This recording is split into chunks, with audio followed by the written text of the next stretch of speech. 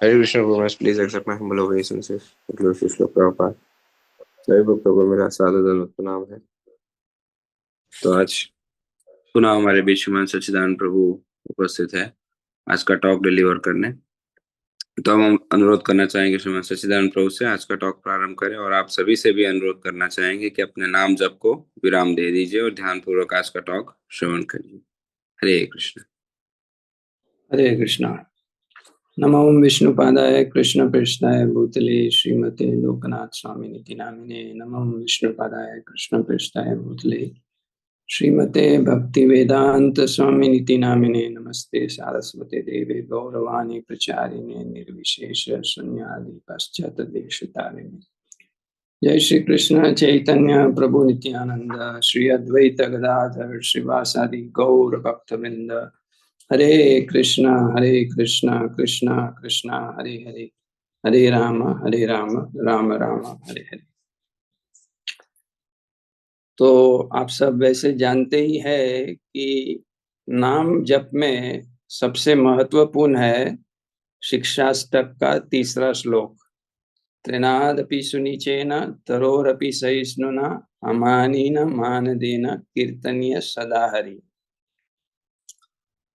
तो या तो आपका पिछले जीवन का इतना शुद्धता है कि आप में ऑलरेडी ये गुण है और उस लेवल से आपका चैंटिंग कीर्तन हो रहा है, नहीं तो खाली जैसे बोलने से ये नहीं होगा। बोलना तो है ही हर रोज शिक्षाष्टक, लेकिन उसकी खेती करनी पड़ेगी, अभ्यास करना पड़ेगा। वो अभ्यास के कुछ अंग है, उसके बारे में हम चर्चा करेंगे। पहला है सद शरणागति का अभ्यास करना पड़ेगा। ये गुण लाने के लिए आपको, चैंटिंग इंप्रूव करने के लिए आपको सद शरणागति का अभ्यास करना पड़ेगा। अनुकूल्य से संकल्प, जो शुद्ध भक्ति करने के लिए, शुद्ध नाम लेने के लिए अनुकूल है वही करना, प्रतिकूल को त्याग देना। भगवान पे निर्भर होना और ज्यादा भौतिक चीजों के पीछे ये नहीं होना। जो मिलता है भगवान की कृपा से उसमें संतुष्ट रहना, और भगवान ही हमारी रक्षा करेंगे। भगवान की इच्छा ही हमारी इच्छा है, हमारी और कोई इच्छा नहीं है। और नम्रता, दैन्य, अपने आप को दीन समझना, पतित समझना। तो ये 6 शरणागति का अभ्यास, ये पहला आपको अभ्यास करना पड़ेगा। अगर इसका आप अभ्यास नहीं करेंगे तो आपके अंदर, उसका मतलब है कि शुद्ध श्रद्धा जागृत नहीं है, और बिना शुद्ध श्रद्धा आप शुद्ध भक्ति और शुद्ध नाम नहीं ले सकते हैं, और बहुत जन्म तक आपको कनिष्ठ स्थल पे रहना पड़ेगा। इसलिए ये बहुत ही महत्वपूर्ण है शरणागति। भगवान गीता में भी कहते हैं सर्वधर्मान परित्याज्य। तो इस प्रकार से ये पहला है सद शरणागति का अभ्यास करना। दूसरा है देहात्म बुद्धि को त्याग देना। आपने देखा है, कभी कभी आपने शायद देखा होगा कुछ लोगों ने, कि जो सांप होता है, सर्प होता है, वो अपनी चमड़ी त्याग देता है ना। इसी प्रकार से हमको देहात्म बुद्धि को त्याग देना पड़ेगा। देहात्म बुद्धि को कैसे त्याग सकते हैं, इसका वर्णन Srila Prabhupada ji beyond birth and death किताब में लिखे हैं कि थियरेटिकली नहीं, खाली बोलने से कि मैं शरीर नहीं हूं, मैं आत्मा हूं, नहीं चलेगा। प्रैक्टिकली, प्रैक्टिकली का मतलब क्या है कि आपको आपके इंद्रिय और मन को कंट्रोल करके भगवान की सेवा में लगाना पड़ेगा। जब तक आप इंद्रिय और मन कंट्रोल नहीं करते हैं और उसको भगवान की सेवा में लगाते नहीं है, तब तक देहात्म बुद्धि जाएगा नहीं और हमारी गलत पहचान बनी रहेगी। तो ये दूसरा है कि हमें देहात्म बुद्धि को त्याग देना होगा। अगर हमें ये शिक्षास्तक का जो ये तीसरा श्लोक है वो है निष्ठिता भजन, स्थिर भजन, स्थिरता, भजन में स्थिरता, हर रोज अच्छा हो रहा है, सत्वे प्रसिद्धति। और उसके पहले जो होता है वो है अनिष्ठिता भजन। तो अगर आप देहात्म बुद्धि में है तो ज्यादातर ऐसा ही होता है, ऊपर नीचे होते रहेगा। तीसरा है हमें पश्चाताप होना चाहिए कि हमने इतने सारे इतने सारे साल कृष्ण को ठुकराया, कृष्ण से बहिर्मुख हो गए और हम यहाँ माया में लिप्त है। हमें ये अंदर पश्चाताप होना चाहिए कि हम ये क्या गलत कर दिए, ये हमारे अंदर होना चाहिए कि हम किसको ठुकरा दिए, हमारे प्राणनाथ को ठुकरा दिए और हम माया के पीछे दौड़ रहे, कितने मूर्ख है हम। ये हमको बीच बीच में करना है। चौथा पॉइंट है कि हमारी पाप क्रियाएं हैं, हमारी पाप विचारधाराएं हैं, इनको परखना और इनसे सतर्क रहना और इसकी खेती नहीं करना। क्योंकि अगर जाने अनजाने में हम पाप करते रहेंगे तो हम ऊपर नीचे होते रहेंगे और हमारे हृदय में ये गुण नहीं आएंगे, तेनादपि सुनिचेना तरोरपि सहिष्णुना। तो हमारी गलतियां, हमारी पाप, ये सब हमें पहचानना पड़ेगा कि हमारे अंदर कौन सी वीकनेसेस है, कमजोरियां हैं, और उसको ठीक करना पड़ेगा साधु संग से, प्रभुपाद की किताब से ज्ञान लेकर। पांचवा है ये जानना कि बिना भक्ति सेवा जीवन केवल कष्टदायक है। बिना भक्ति जीवन केवल कष्टदायक है।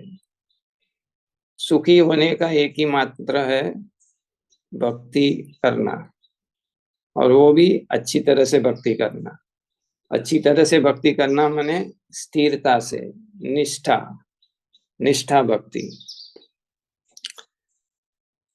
छठा पॉइंट है कि जानना कि हम करोड़ों अबजों आत्माओं में केवल एक आत्मा है, और वो भी उसका साइज क्या है, एक बाल का 10,000 टुकड़ा।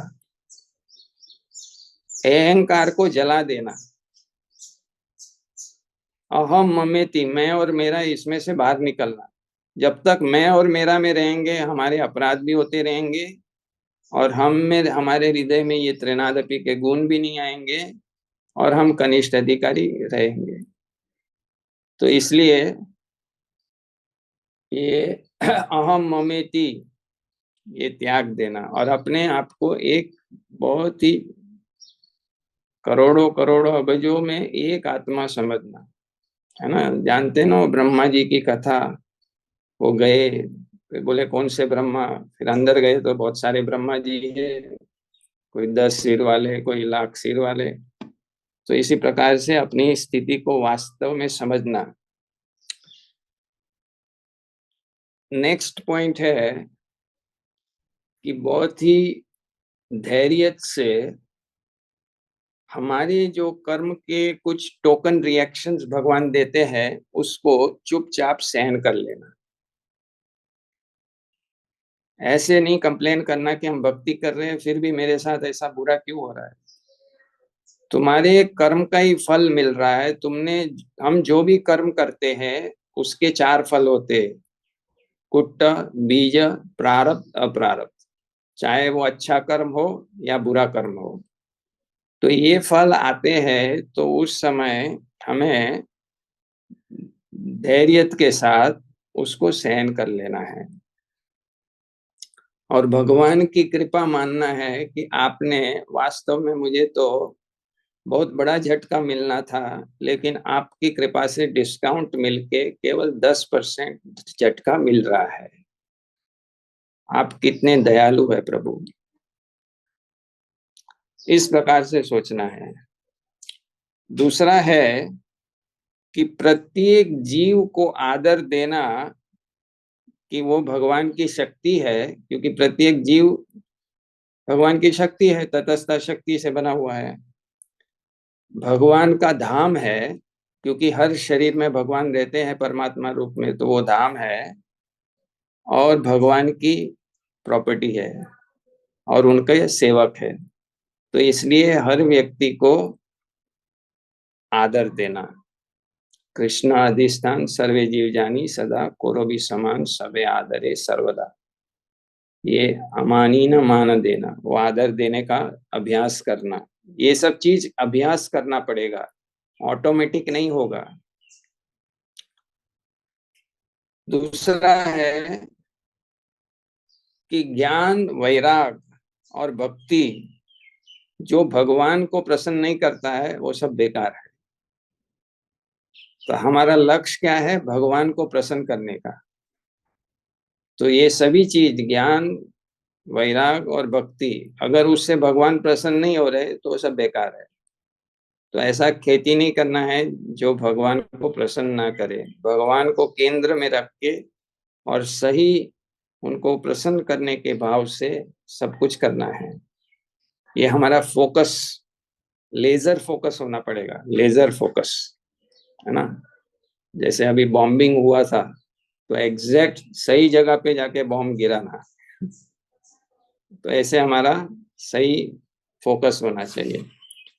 और आखिरी पॉइंट है कि हमारा प्रार्थना हृदय पूर्वक होना चाहिए भगवान को, कि हमें वास्तव में ये गुण प्रदान करे। प्रभु आप मुझे कब ये गुण प्रदान करेंगे? त्रिनादपि सुनिचेना तरोरपि सहिष्णु नामानि न मान देना। बार बार मैं गलती करता हूँ, बार बार मैं नीचे आ जाता हूँ, कब मैं स्थिर रहूंगा?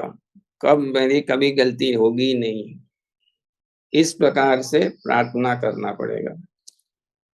कल मैं एक डिवोटी से बात कर रहा था, तो बता रहे थे कि उन्होंने किसी से सुना कि तुम्हें कोई चिंता करने की जरूरत नहीं है, ये अनर्थ क्या है, ये है वो है, मृत्यु के समय भगवान सब ले लेंगे और आपको भगवत धाम ले जाएंगे। तो ये बात, इसको कहते हैं साधना साध्य तत्व विभ्रम। साधना में मिसकंसेप्शन, भ्रांत धारणा, और लक्ष्य साध्य में भ्रांत धारणा। क्योंकि चैतन्य महाप्रभु ने नित्यानंद प्रभु को कहा था कि आप नाम हट शुरू करो गोद्रुम द्वीप में। हाँ, और क्या चुकाना है, कीमत क्या है? नाम भजन के लिए, नाम संकीर्तन के लिए कीमत क्या है? दृढ़ श्रद्धा। दृढ़ श्रद्धा किस में? नाम में और नाम लेने के तरीका में भी। खाली नाम में आधा बीज हो गया। आधा बीज कभी अंकुरित नहीं होता है। बीज के साथ उसको बोना कैसे है, उसका खेती कैसे करना है, वो प्रोसेस है। वो प्रोसेस जो है वो आधा बीज है। जैसे प्रभुपाद जी ने भी कहा, methods, rules and regulations by which one is perfectly trained in devotional service constitutes bhakti lata बीज। तरीका, नीति नियम और परफेक्ट ट्रेनिंग, चार चीज बताया, ये भक्ति लता बीज है। तो आपको श्रद्धा होना चाहिए नाम में, आपको श्रद्धा होना चाहिए नाम लेने के पूरा प्रोसेस में, और आपका तीव्र इच्छा होना चाहिए लक्ष्य को प्राप्त करने के लिए। ये महाप्रभु ने बताया, नाम हट का ये उद्देश्य है। तो श्रद्धा होना चाहिए, दृढ़ श्रद्धा होना चाहिए नाम में, दृढ़ श्रद्धा होना चाहिए प्रोसेस में, तरीका में, जिससे नाम लिया जाएगा और नाम हमको ऊपर ले जाएगा और जिससे हम साध्य लक्ष्य को प्राप्त कर पाएंगे। तो इस प्रकार से पूरा प्रोसेस है। बार बार प्रभुपाद जी कहते हैं भक्ति साइंस है। ये कोई भावुकता वाली चीज से कोई सिद्ध नहीं हो जाएगा। वो कभी कभी हो सकता है, क्योंकि एक कृपा सिद्धि का मार्ग है। तीन तीन सिद्ध है, एक तो नित्य सिद्ध है, तो ज्यादातर तो हम लोग वो कैटेगरी में आते नहीं है। दूसरा है साधना सिद्ध, और एक है कृपा सिद्ध। वो अति दुर्लभ है कृपा सिद्ध। भगवान चाहे तो किसी को भी उठा सकते 1 सेकंड में, उनके पास उतनी क्षमता है, लेकिन वो बहुत, हमारे आचार्यों ने कृपा सिद्ध पे आधारित रहने के लिए कभी भी नहीं बताया है। उन्होंने साधना सिद्ध होने को बताया है। इसलिए हमें साधना अच्छी तरह से करना पड़ेगा, और जैसे ये सारी चीज बताई उसकी खेती करना पड़ेगा। जैसे आप प्रभुपाद जी के प्रवचन सुनो, तो ज्यादातर उसमें Srila Prabhupada ji, you are not this body, आप शरीर नहीं हो, इसी के ऊपर बहुत सारे प्रवचन है। क्यों इतना जोर दे रहे थे? क्योंकि इसमें से बाहर निकलना भी इतना आसान नहीं है। तो इसलिए सही खेती करेंगे तो सही फसल मिलेगी। भक्ति की भी खेती की चर्चा हुई, इसका भी आप देख लो। रूप गोस्वामी को 10 दिन शिक्षा दिया, उसको पढ़ो आप जाके, कितना डिटेल्स दिया है वहां पर। सनातन गोस्वामी को 2 महीने का शिक्षा दिया, उसको जाके पढ़ो, कितनी डिटेल्स है। तो जितना हमारा सामर्थ्य है उतना हमें पूरी तरह से लगाना पड़ेगा भक्ति की खेती करने में, और साधु संग में से सीख कर।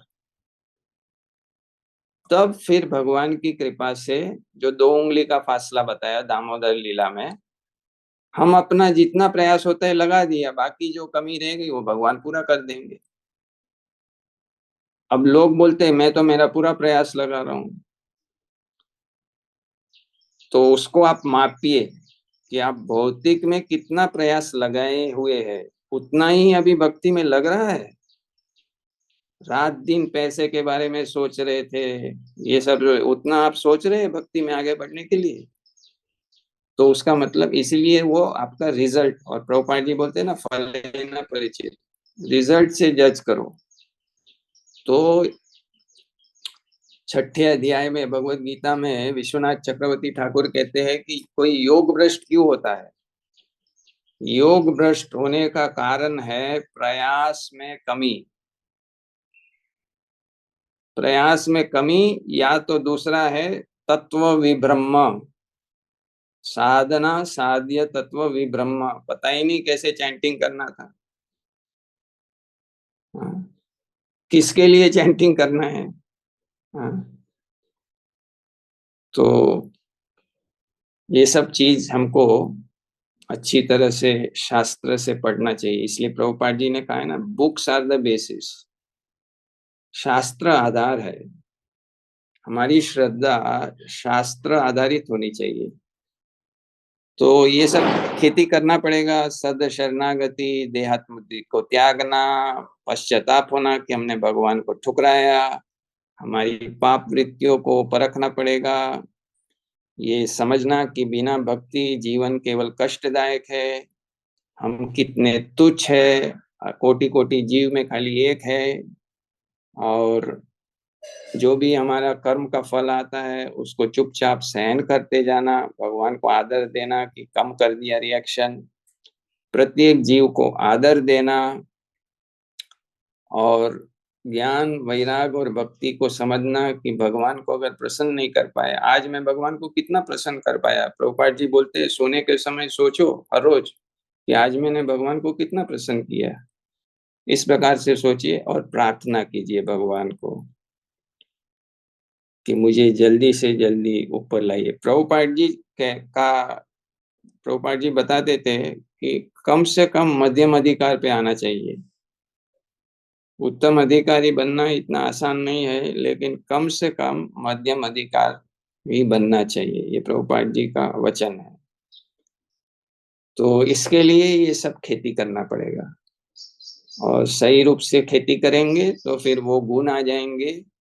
वो गुण आने से आपका चैतन्य महाप्रभु के साथ हृदय का संबंध स्थापित हो जाएगा, और वो हृदय का संबंध स्थापित हो जाएगा महाप्रभु के साथ, तो फिर आपको राधा कृष्ण प्राप्त हो जाएंगे।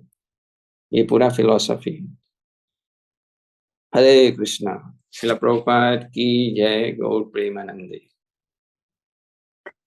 बहुत बहुत धन्यवाद प्रभु जी। तो प्राय प्रभु जी के टॉक के बाद कई वक्तों के प्रश्न होते हैं, और इसीलिए प्रभु जी शॉर्ट टॉक्स भी देते हैं ताकि क्वेश्चन आंसर्स को अकोमोडेट किया जाए। तो आप में से जिन भक्तों के प्रश्न है या आज के टॉक के संबंधित प्रश्न है, तो आप विशेष रूप से फर्स्ट आईडी में जो डिवोटीज है हैंड रेस कीजिए।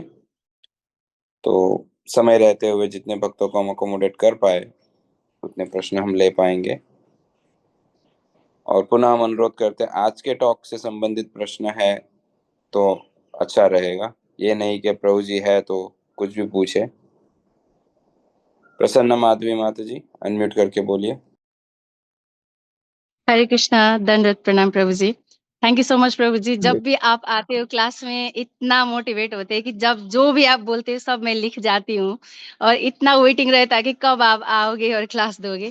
Thank you so much for that. First of all Prabhu ji, मेरा क्वेश्चन ये है कि हम भौतिक रूप में जो आपने बोला कि प्रयास करते हैं, इसीलिए हमारा वो आध्यात्मिक आनंद नहीं आता है।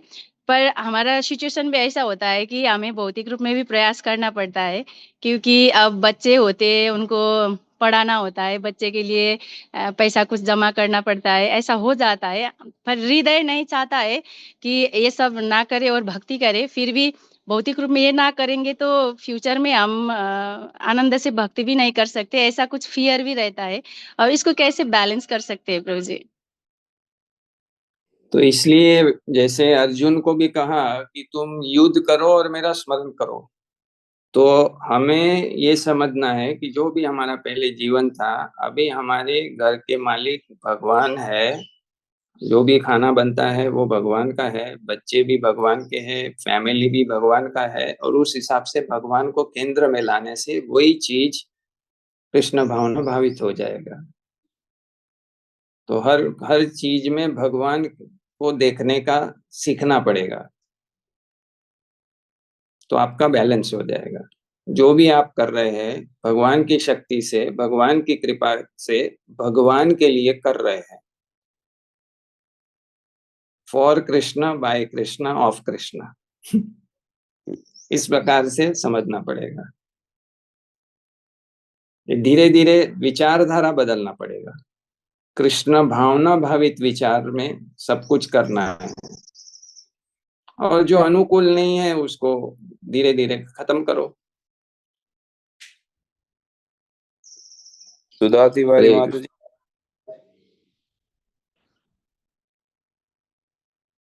अनम्यूट कीजिए माता जी। सुधा तिवारी माता जी, यदि आप सुन रहे हैं। हरे कृष्णा प्रभु जी, दंडवत प्रणाम। धन्यवाद। आवाज आ रही प्रभु जी? हाँ आ रही, हरे बोलिए कृष्णा प्रभु। अरे बोलिए बोलिए। प्रभु जी, प्रभु जी, जैसे मैं सुबह जब करती हूँ तो यही रहता है कि क्या कहते हैं, प्रभु जी हैं, वो कहते हैं कि सुबह जैसे जब करते हैं, जब करने के समय अभिकता रहता है कि प्रभु जी जैसे थोड़ा सा माला हो गया, इसके बाद नहीं कंप्लीट हमने दोबारा में कर लिया। लेकिन घर में बच्चों का स्कूल स्कूल रहता है तो सुबह प्रसाद बनाना, सुबह मंगला आरती, कई काम हो जाते हैं, तो उसके बाद मैं कर लेती हूँ। तब ऐसा कोई वो तो नहीं है कि मतलब कि 16 सुबह जब कंप्लीट कर लो इसके बाद। तो ये लगता है कि पहले प्रभु जी अब घर पे भी देखना, लोगों को ना प्रसाद बनाना, बच्चों को देखना, प्रभु जी स्कूल जाते हैं, तो कई जिम्मेदारियां हैं माताओं को। तो ये हमारे प्रभु जी कहते हैं आपको बिल्कुल कोई किसी चीज की चिंता नहीं है, पैसे की ना काहे। अब प्रभु जी हम चिंता क्या करें, देने वाले कृष्ण है तो हम किसकी चिंता करें। अब इसी वजह से हमारे से परेशान होते हैं कि तुम किसी की चिंता नहीं करती, हूँ किसकी चिंता करें। चिंता तो मैं कृष्ण की रहती है, भजन माला और भगवान की सेवा, वो वही सब देने वाले हैं, उनके लिए हम सोचते हैं। अब क्या सोचे बताइए, इसके लिए सब डिस्टर्ब करते हैं। बेटा तो मम्मी जब करती रहती है, अरे तुमको प्रसाद मिला फिर भी परेशान है। इसके लिए प्रभु जी हम बहुत परेशान होते हैं। हाँ तो आप सेवा करते रहो, और आप ये भगवान का भजन भी करते रहो। बहुत सारे लोग हैं जो 2 बजे उठ के भजन कर लेते हैं, तो टाइम सेटिंग करना पड़ेगा और सबको, घर वाले को कृष्ण भावना भावित बनाना, वो आपका मेन चिंता है कि वो अच्छी तरह भक्ति करे और आप भी अपना साधना बढ़िया से करिए। वंशीवर्धन ठाकुर प्रभु, नासिक रोड से, अनम्यूट करके पूछिए प्रभु जी। हरे कृष्ण। दंडवत प्रणाम प्रभु जी, सभी को दंडवत प्रणाम। आपने अभी जो नित्य सिद्ध, साधना सिद्ध और कृपा सिद्ध के बारे में जो बताया है, तो बहुत बार लोग बोलते और ऐसे भी कहते रहते कि आप केवल सेवा करो। ये जो बात है, तो केवल सेवा करने से, प्रेममयी सेवा करो, बाकी इसमें ज्यादा ध्यान मत रखो, इस तरीके की जो विचारधारा है कि अगर हम शास्त्र अध्ययन के बारे में अगर सीरियस नहीं रहते तो क्यों हमारे हृदय में ऑटोमेटिक ज्ञान उदित होगा? ये जो विचारधारा है, इसके ऊपर थोड़ा प्रकाश डालिए प्रभु जी। प्रभुपाद जी ने कहा है हेल्थ, साधना, सेवा। आपका स्वास्थ्य ठीक होना चाहिए, आपका साधना ठीक होना चाहिए और आपका सेवा ठीक होना चाहिए, तब आपको सिद्धि प्राप्त होगा। अगर आपका स्वास्थ्य ठीक नहीं है तो आपका साधना भी उतना तीव्र नहीं होगा, और तीव्र साधना नहीं है तो आपके कल्मश कैसे निकल जाएंगे? ढीली ढाली साधना से कल्मश जाएंगे नहीं, अनर्थ जाएंगे नहीं। तीव्र ना भक्ति होगा चाहिए। आपके अंदर बहुत सारी भौतिक इच्छा है, तो ऐसी ढीली ढाली माला से थोड़ी चला जाएगा। तीव्र माला चाहिए, साधु संग में माला चाहिए। तो ये क्या है? साधना साध्य तत्व विब्रह्म। ये तत्व विब्रह्म है कि कुछ नहीं, खाली सेवा करो, भागवत पढ़ने का। ये सब प्रभुपाद के विरुद्ध है। प्रभुपाद जी बोले कम से कम 1-2 घंटा आपको पढ़ना है, क्लास अटेंड करना है, कि पढ़ने की जरूरत नहीं है, खाली सेवा करते रहो। ऐसा नहीं है, ये सब तत्व विब्रह्म है। इसलिए ज्ञान किससे लेना चाहिए, ये बहुत महत्वपूर्ण है। हम किसी से भी सुन के कहीं भी, अभी आजकल ये यूट्यूब फैशन हो गया है, तो इधर से सीख लिया, उधर से सीख लिया, लेकिन उसको गुरु साधु शास्त्र से मैच नहीं होता है तो ग्रहण नहीं करना है, नहीं तो आपका प्रॉब्लम हो जाएगा। और इसीलिए हम देख रहे हैं लोग विचलित हो रहे। तो पूरा बहुत बड़ा इंफॉर्मेशन जगत बन गया है, लेकिन तत्व क्या है?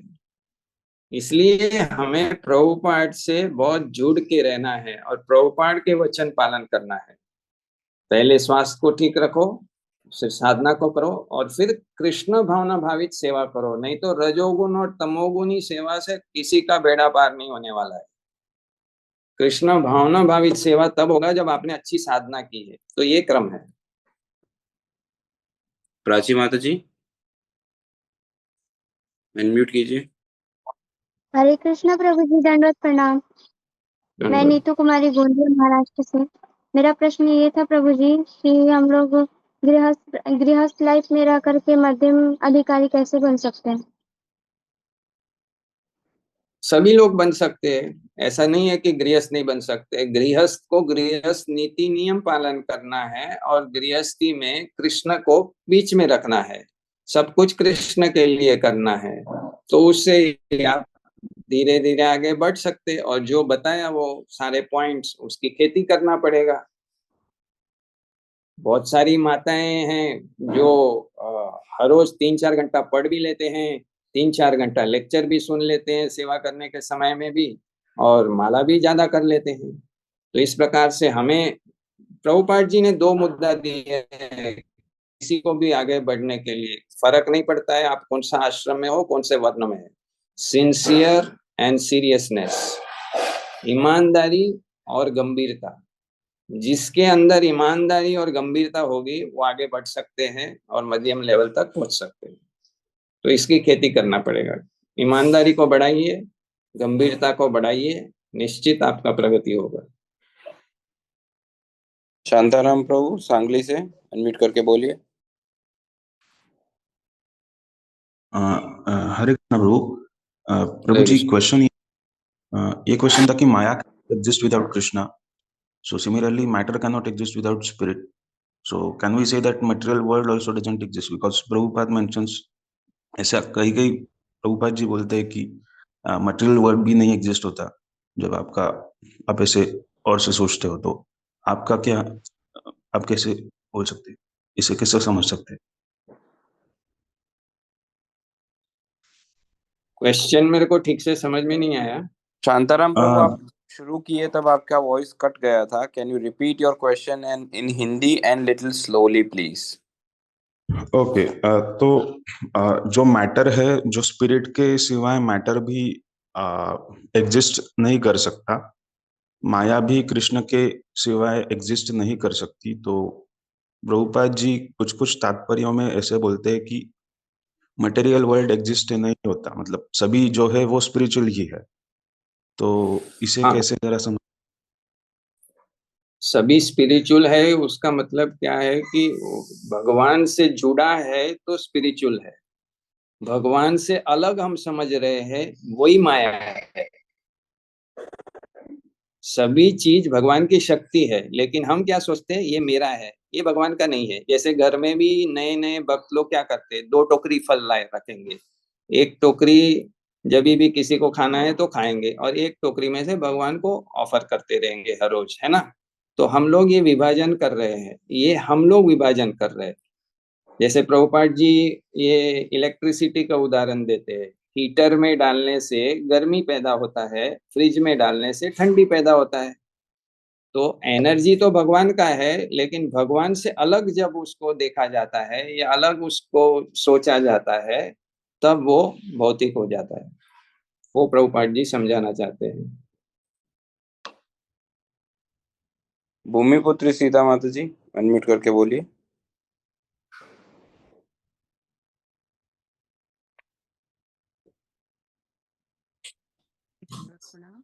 प्रभु जी, मैं ये जानना चाहती थी कि हम पूरे समय क्यों नहीं एक सा मतलब 30 दिन जैसे भक्ति करते हैं, थोड़ी बहुत भक्ति तो कुछ नहीं करते हैं, पर जो जप करते हैं या कुछ भी करते हैं, तो हम पूरे टाइम कृष्ण भावना में भावित होने की कोशिश करते हैं। लेकिन हमारे 30 दिन एक से क्यों नहीं होते? कभी तो बहुत अच्छा मन लगेगा और बहुत अच्छे से भक्ति लगता है कि हाँ, आज अच्छी माला हुई है, आज थोड़ा कुछ हम अच्छा कर पाए हैं। पर हम एकदम पूरे समय मतलब 24 घंटे जैसा कहते कि हमेशा पूरा भगवान का चिंतन पूरे समय रहना चाहिए। तो उसमें आने के लिए हमको क्या प्रयास करना चाहिए और कैसे प्रयास होना चाहिए कि हम मतलब 24 घंटे ही और 30 दिन एक साथ उसी के लिए त्रेनादपि सुनिचेना तरोरपि सहिष्णुना अमानी न मान देना कीर्तनीय सदारी। ये गुण आपके अंदर आएंगे तब आपका वो स्थिति हो जाएगा। ये गुण के लिए आपको खेती करना पड़ेगा, जैसे सारे पॉइंट बताए। वो पॉइंट की हमारी खेती नहीं है, ये गुण हमारे अंदर नहीं है, तो क्या होता है, बीच बीच में अपराध हो जाते हैं और खंडित हो जाता है भजन। इसलिए प्रॉब्लम है। तो हमको ये गुण लाना पड़ेगा, खेती करना पड़ेगा, अभ्यास करना पड़ेगा, उसके बाद वो स्थिति आ जाएगी।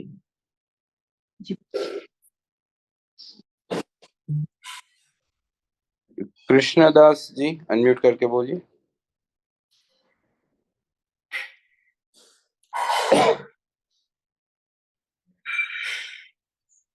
हरे कृष्णा प्रभु जी, धन्यवाद प्रणाम। वॉइस आ रही है मेरी? हाँ, आवाज आ रही है ना? आ रही है। यस प्रभु जी, मेरा क्वेश्चन ये था कि कई बार हम साधना तो बहुत करते हैं, रीडिंग भी करते हैं, लेकिन हमारी ये जो वासना है हम उसको कंट्रोल नहीं कर पाते। लोग बोलते हैं आप नाम जप करो, वासना ऐसे ही मिल जाएगी, लेकिन कभी कभी ऐसा होता है कि वासना हम कंट्रोल कर ही नहीं पाते। ऐसे आती है वासना और हम वो काम कर लेते जो हमको नहीं करना चाहिए, और हमको इसके बारे में ज्ञान भी होता है कि ये करना गलत है, लेकिन फिर भी हम करते ही हैं। तो मेरा क्वेश्चन नहीं है कि हम वासना कैसे कंट्रोल करें, हमारी ये जो काम वासना है। तो भगवान बताए ना गीता में, वासना कंट्रोल करने के लिए विषय का ध्यान को धीरे धीरे नियंत्रण में करके उसका विषय का ध्यान बंद करना पड़ेगा। जब तक विषय का ध्यान होते रहेगा तो संग संजायते कामा, पहले आसक्ति होगी फिर कामना उत्पन्न होगी। तो हमारा क्या है, जो सब अचेतन मन है, सबकॉन्शियस माइंड है, वो प्रोग्राम हो चुका है विषय का ध्यान करने में। तो मैंने 1 सेकंड में इतना वो ध्यान कर लेता है, पूरा वो एक्सरे निकाल देता है, सब कुछ निकाल MRI कर देता है विषय का, और कृष्ण को हम देखते हैं, दर्शन करते हैं, आधा घंटा मंगला आरती, लेकिन वहां से कुछ अंदर लोड नहीं होता है। तो हम एक रूप से सिद्ध दुरात्मा बन गए हैं कि विषय का ध्यान करने के लिए, भोग विलास करने के लिए, लेकिन कृष्ण का ध्यान में हमारा क्षमता नहीं है। धीरे धीरे कृष्ण का ध्यान बढ़िया से करना है और माया का ध्यान बंद करना है, विषय का ध्यान बंद करना है, तब वासना जाएगी। अगर आप हरे कृष्ण कर रहे हैं और साथ में विषय का ध्यान भी कर रहे हैं तो ये प्रॉब्लम सॉल्व नहीं होगा। आप ऊपर नीचे बार बार पतन भी होते रहेगा, ये सब चलते रहेगा। तो ध्यान को केंद्र, इंद्रियों को और मन को कंट्रोल करना पड़ेगा धीरे धीरे। इसके लिए आपको अच्छा साधु संग करना चाहिए। थैंक यू वेरी मच, बहुत बहुत धन्यवाद। और सभी भक्तों का भी हम धन्यवाद देना चाहते हैं जिन्होंने अपने प्रश्न रखे और प्रभु जी के सटीक और short and sweet and very specific answers आप सभी को मिले, और आशा है आप सभी ने वो आंसर सुने और लिखे। तो सुनना और लिखना एक बात हो गई, आधी बात हो गई, लेकिन महत्वपूर्ण बात है उसे अपने जीवन में उतारना। श्री प्रभुपाद जी से एक बार एक भक्त ने श्री प्रभुपाद जी के ही शिष्य कुछ किसी को लेकर आए, किसी व्यक्ति को लेकर आए और उनसे बड़े ही प्रभावित थे और प्रभुपाद जी से कहा, प्रभुपाद जी इनसे मिलिए, ये देखिए ये वो व्यक्ति है जिनको पूरी भगवत गीता कंठस्थ है, 700 श्लोक वो बोल सकते हैं। कोई भी श्लोक पूछिए आप, कहीं से भी पूछिए, आधा भी बोलेंगे तो बाकी का पूरा श्लोक वो बोलेंगे, एक शब्द भी बोलेंगे तो पूरा श्लोक वो बोलेंगे। तो प्रभुपाद जी ने देखा उनका वो शिष्य बहुत ही प्रभावित है इस व्यक्ति से जो भगवत गीता कंठस्थ किया है। और जब प्रभुपाद जी के सामने उसे लाया गया तो प्रभुपाद जी ने उस व्यक्ति को देखा भी नहीं, लेकिन अपने शिष्य को देखते हुए प्रभुपाद जी पूछे, उसको भगवत गीता तो कंठस्थ है लेकिन उससे पूछो वो भगवत गीता जिया कितना है, how much Bhagavad Gita he lives. बोले जी कितना अपने जीवन में वो भगवत गीता उतारा है और कितना उस भगवत गीता के हिसाब से अपना जीवन जी रहा है, वो महत्वपूर्ण है। भगवत गीता कंठस्थ करना एक अपने आप में बात है, अच्छी बात है, लेकिन केवल लिखना या नोट्स बनाने या सुन लेना आवश्यक नहीं है। जैसे पिछले बार प्रभु जी के क्लास के चर्चा में हमने गुरुमा जी का ये बात कहा था कि गुरुमा कह रहे थे कि actual Bhagavatam class begins after Bhagavatam class.